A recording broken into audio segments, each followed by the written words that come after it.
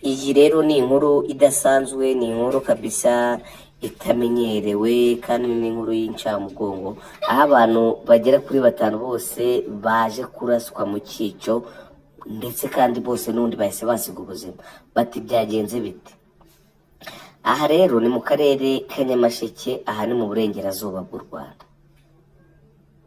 Abaturage bavuga ko ari umusirikare wo mu ngabo z'u Rwanda mu ijoro ryakeye yarasiye mu kabari abantu batanu bo mu karere ka Nyamasheke, bose akabica. Ibi rero byabereye mu isantere y'ubucuruzi ya Rubyiruko iherereye mu mudugudu wa Kageyo, aha ni mu kagari ka Rushyarara mu murenge wa Karambi, n'undi hari mu masaha ya saa saba z'ijoro. Umuturage witwa Mandela yabwiye Bwiza, ari nayo dukesha iyi nkuru, ko abarashwe harimo bakuru be babiri ndetse akaba ari Sindayigaya na Fani na Nsekambabaye Ezira. Aba bombi n'ubundi bari bubatse kandi bafite n'abana.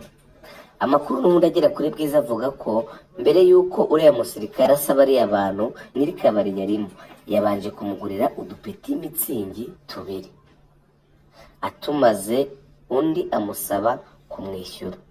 Bivugwa ko aba bombi bari basanganywe utubazo two kuba yaramwambuye amafaranga. Byatumye nyuma yo kwanga rero kwishyura uyu musirikare, birumvikana, nyuma yo kwanga kwishyura ziriya nzoga nyiri kabari yaramuguriye, abwira uyu musirikare ati genda uzagwe mu ishyamba uzerera.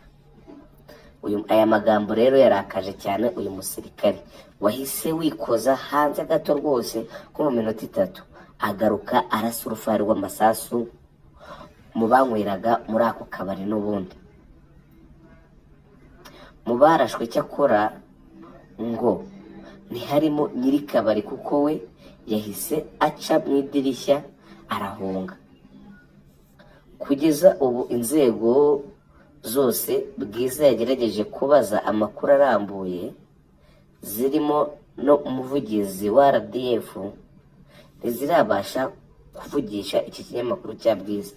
Cyakora umuvugizi wa polisi SP Boniface Rutikanga yabwiye itangazamakuru ko aya makuru bakiyakurikirana, ubwo haragira n'ubundi indi nkuru iri bumenyekane araza kuyibagezaho.